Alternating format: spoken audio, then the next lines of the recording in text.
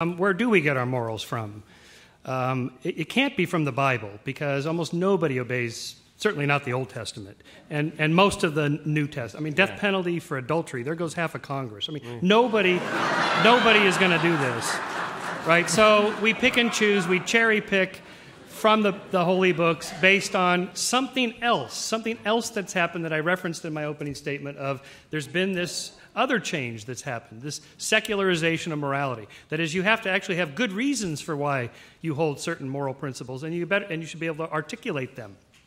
And so that's been the change there. So even if you and I both listen to the still small voice within to decide what's right or wrong, Dinesh, I'm claiming you're not getting it from the Bible, and I'm not either. We're getting it from somewhere else. I think we've evolved this propensity to have moral emotions, and then culture tweaks them, and we've been getting progressively more moral. But what's telling us what is actually right or wrong? But I think science does tell us what's right and wrong. Sorry, Lawrence Krauss.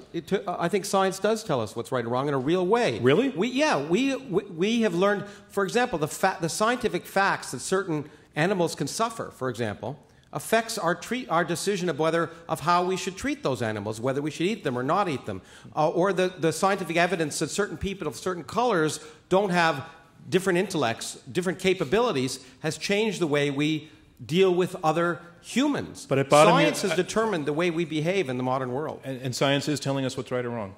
Yeah, I think so, because it's telling us how the world actually works. Ian Hutchinson.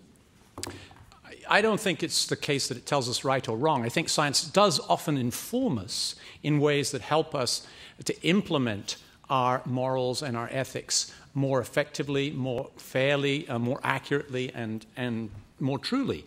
But in the end, it cannot tell us whether it's right or wrong to do something, because categories of right and wrong aren't scientific categories. Well, the Bible certainly doesn't tell us either. Well, you agree? so yeah, where do you get it from? Yeah, where do you get it? I mean, does God speak to you and tell you?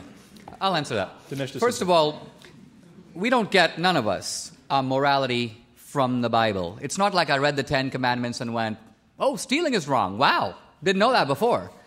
Killing is wrong. Incredible. Exactly. I already knew that. Okay. How did I know it?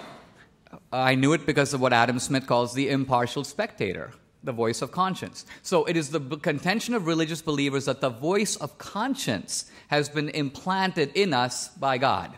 Now, you say it's come from evolution. We say it could have been implanted in us by God through evolution. Now, just to say that science tells us facts doesn't mean that science changes our morality. If I were to step